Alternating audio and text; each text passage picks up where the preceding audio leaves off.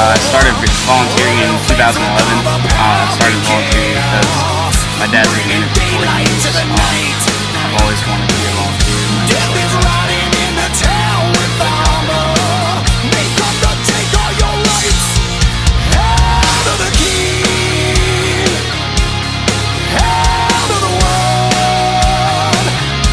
My whole family's here. I have 2 brothers.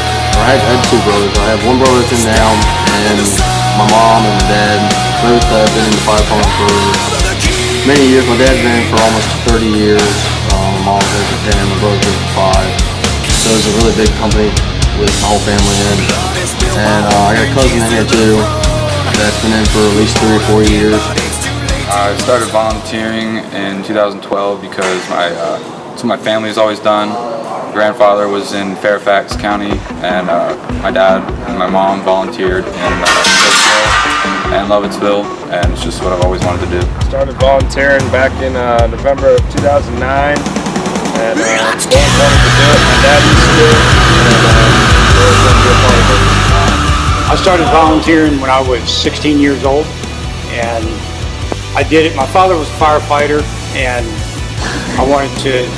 I've always been community service oriented. I started down in Virginia in 2010. I started to volunteer because I thought I needed to give back to the community, and I was able to. So I thought that was very important to be able to help people that could not help themselves. I started when I was 16 years old in 2010. I like to help people, and I found it as a way to help my community. I started volunteering August 2012 before my senior year in high school.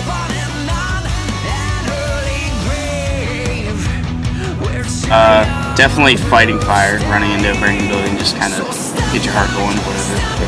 My favorite aspect of volunteering is that just helping people out and knowing that the person that called 911 knows that help is coming.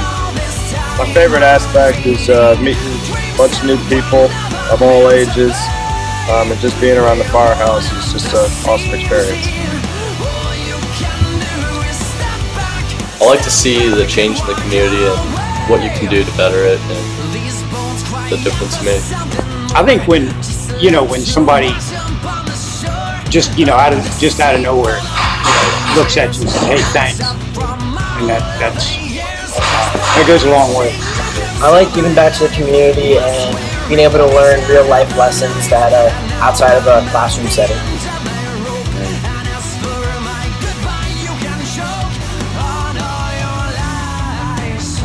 A call in Lovettsville was a house fire.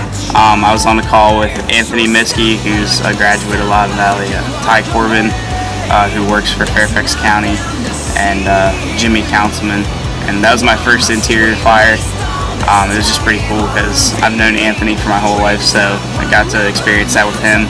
And Ty is a pretty cool guy, and he has a lot of experience, and he taught me a couple things while we were there, so it was pretty fun.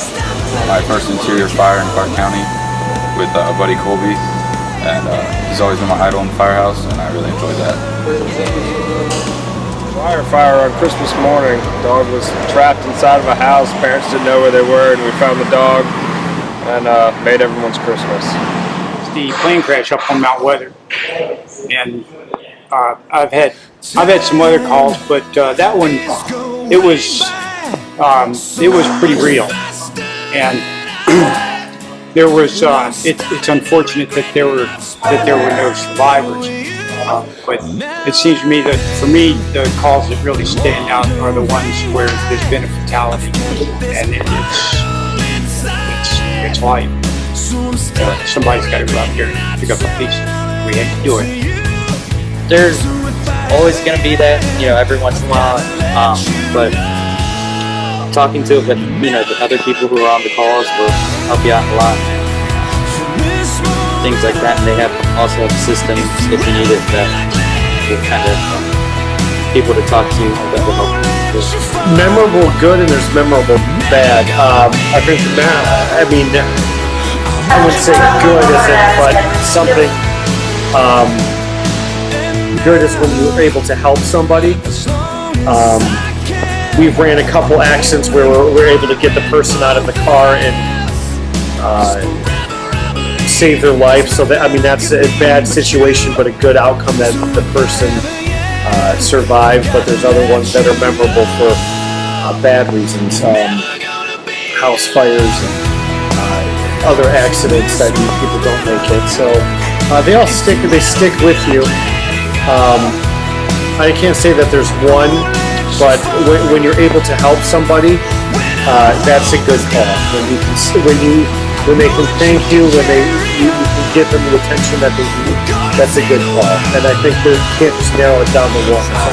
Most recently, I ran an auto accident that involved 3 teenagers, and you'll always remember that auto accident, whether it's teenagers or a little kid.